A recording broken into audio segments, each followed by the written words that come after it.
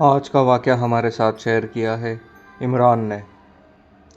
ये वाक़या इमरान के अंकल के साथ पेश हुआ था। इमरान बताते हैं कि उनके अंकल के 2 बच्चे थे, एक लड़का और एक लड़की। ये वाक़या उनके लड़के के साथ हुआ था। आगे का वाक़या हम सुनेंगे इमरान की ज़ुबानी। मेरे अंकल जहाँ रहा करते थे वो घर शुरू से ही हॉन्टेड था। उसमें अक्सर पैरानॉर्मल एक्टिविटीज़ होती रहती थी। जैसे मेरे कज़न्स को अक्सर एक बूढ़ी औरत दिखाई देती थी। एक रात जब मेरी अंकल की लड़की, जो सिर्फ 5 साल की थी, वो सो रही थी, तो रात में उसकी आँख खुलती है तो वो देखती है कि वो बूढ़ी सी औरत जो उनको अक्सर दिखाई देती थी, वो उनके बेड के पास खड़ी है और वो उसे घूरे जा रही है। ये सब देख मेरी कज़न ने अपनी आँख बंद कर ली, डर के मारे। अब कुछ देर बाद जब उसने अपनी आँखें खोली तो वो देखती है कि जो बूढ़ी औरत अभी उसके बेड के पास थी, अब वो उसके कमरे से बाहर जो पैसेज था वहाँ पे चक्कर लगाए जा रही थी। एक जगह से दूसरे जगह, दूसरे जगह से किसी और हॉल में, किसी और बेडरूम में। ये देखो बहुत डर गई और उसने अपनी आंखें फिर से बंद करी। रात में किस पहर उसकी नींद लगी उसे भी नहीं पता, लेकिन जैसे ही सुबह हुई उसने अपने अम्मी और अब्बू को ये बात बताई। उनके पेरेंट्स ने कहा कि शायद उसका वहम होगा या फिर उसने कोई इमेजिनरी फ्रेंड बना दिया है। ये बात उन्होंने आई गई कर दी। मेरी आंटी बहुत ही स्ट्रेट फॉरवर्ड थी। वो अपने बच्चों को ज़्यादा लाड प्यार में नहीं रखती थी। उन्हें जब भी कहीं जाना होता तो बच्चों को अकेला ही घर पर छोड़कर चली जाती। ऐसे ही एक बार आंटी बच्चों को अकेला छोड़कर कहीं बाहर गई। कुछ देर बाद बच्चे देखते हैं कि वही बूढ़ी औरत उनके पास आती है और उनको घूरने लगती है।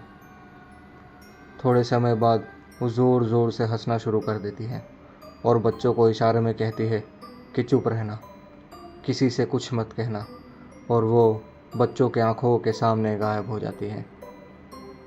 अब बच्चे अंकल और आंटी को हमेशा कहते हैं इस बारे में कि उन्हें एक बूढ़ी औरत दिखाई देती है, उन्हें तंग करती है, पर बच्चे की बात का विश्वास अंकल और आंटी नहीं करते और हमेशा यही समझते कि वो मस्ती कर रहे होंगे, मजाक कर रहे होंगे।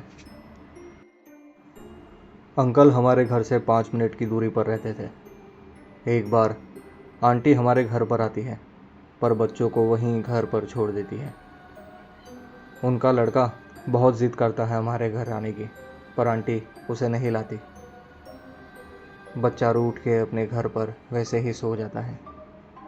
कुछ टाइम बाद आंटी अपने घर वापस जाती है तो देखती है कि उनका लड़का सो गया है। तो आंटी रात का डिनर बनाने की तैयारी करने लगती है।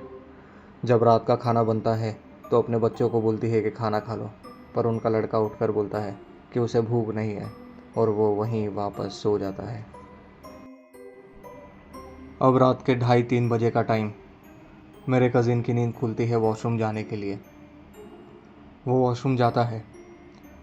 कुछ ही टाइम में घर में चीखने की आवाज़ें गूंजने लगती है। जब मेरे अंकल और आंटी आकर देखते हैं तो उनकी आंखों के सामने बहुत ही खौफनाक मंजर होता है। वो देखते हैं उनका बेटा रूम के डोर पे उल्टा लटका हुआ होता है।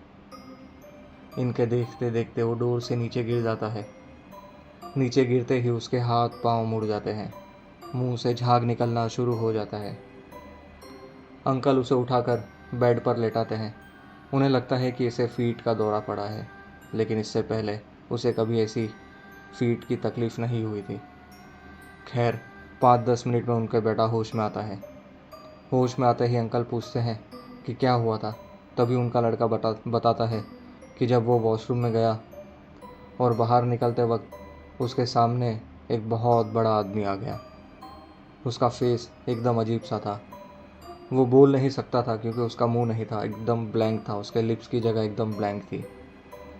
उसे देखते ही वो आदमी ने मेरे अंकल के बेटे को, मेरे कज़न को मारना शुरू कर दिया। इतना बोलकर मेरे कज़िन की कंडीशन वापस वैसे ही हो जाती है, हाथ पैर मुड़ जाते हैं। ये देख मेरे अंकल अपने बेटे को रातों रात हॉस्पिटल लेकर जाते हैं। वहाँ पर उसका सारा चेकअप होता है, पर रिपोर्ट्स सारी एकदम सही आती है। और जब उसकी कंडीशन नॉर्मल होती है तो डॉक्टर उसे डिस्चार्ज कर देते हैं, ये कह कर के इसे कोई भी बीमारी नहीं है। फिर मेरे अंकल उसे एक मौलाना के पास ले जाते हैं। मौलाना उनके लड़के को देखकर कहता है कि आपका लड़का जब रात में वॉशरूम गया तो उसने एक जिन्नात के बच्चे पर पैर रख दिया। इस वजह से उसी वक्त उस जिन्नात के बच्चे की मौत हो गई। अब वो जिन बदले में इस बच्चे की जान लेना चाहते हैं। वो कह रहे हैं कि हम इस बच्चे को मार देंगे। ये सुन सारे घर वाले परेशान हो जाते हैं, बट मौलाना उनको तावीज़ और पानी पढ़ कर देते हैं। कहते हैं कि बच्चे को पानी पिलाते रहो और इसके गले में तावीज़ डाल दो। बट उससे कुछ फ़र्क नहीं पड़ता और उनके बच्चे की तबीयत ऐसी ही ख़राब रहती है। अगली सुबह देखते ही देखते उस बच्चे की गर्दन पर निशान पड़ गए, जैसे किसी ने बहुत ही ज़ोरों से उसकी गर्दन दबाई हो। उसके चेहरे पर भी थप्पड़ों के निशान काफ़ी साफ देखे जा सकते थे। उसके चेहरे पर उंगलियों के निशान पड़ गए थे, जैसे किसी ने उसके चेहरे पर काफ़ी थप्पड़ मारे हों। अब रात लगभग 2 बजे उनके लड़के की तबीयत वापस ख़राब हो जाती है। उसे हॉस्पिटल लेकर जाया जाता है तो उन्हें पता चलता है कि उनके लड़के की मौत हो गई है। अब अंकल अपने बेटे की बॉडी को वापस घर पर ले आते हैं और जब बॉडी को घर पर रखते हैं तो उनके बेटे के हाथ पाँव एकदम मुड़े हुए होते हैं। उसकी आइज़ भी एकदम, आंखें भी खुली रहती है और हाथ की मुट्ठी फिस्ट एकदम बंद रहती है।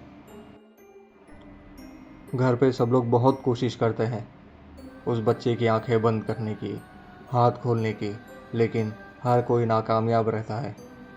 उस बच्चे की बॉडी पर बेतहाशा निशान होते हैं, जैसे किसी ने उसे बहुत मारा हो। उसके पीठ पर एक आदमी का हाथ का निशान होता है, जैसे उसकी पीठ पर किसी ने बहुत ज़ोर से मारा हो। ये सब देख मौलाना को बुलाया जाता है और मौलाना कहते हैं कि वो जिन अभी भी आपके बच्चे को मार रहा है। बेशक उसकी मौत हो गई हो, लेकिन जिन फिर भी उसे अभी तक मारे जा रहा है। अब जैसे ही सुबह के 6 बजते हैं और फजर की अज़ान होती है, तब जाकर जिन्होंने उसे मारना छोड़ देते हैं और अज़ान होते ही उसकी आंखें अपने आप बंद हो जाती है, उसकी बॉडी भी नॉर्मल हो जाती है। ये वाक़या होने के कुछ ही टाइम बाद अंकल अपना घर शिफ्ट कर लेते हैं, लेकिन अपने बच्चे को बचा नहीं पाते। मैं उम्मीद करता हूँ दोस्तों, आज की कहानी आप सभी को पसंद आई होगी। इसी तरह का हॉरर कंटेंट, स्पूकी स्टोरीज़ सुनने के लिए हमारे चैनल को शेयर करें, लाइक करें और सब्सक्राइब करें। अगर आप में से किसी को अपनी कहानी शेयर करनी है तो हमारे स्क्रीन के ऊपर हमारा ईमेल आईडी फ्लैश हो रहा है, उसी पे अपनी कहानी शेयर करें। Thank you.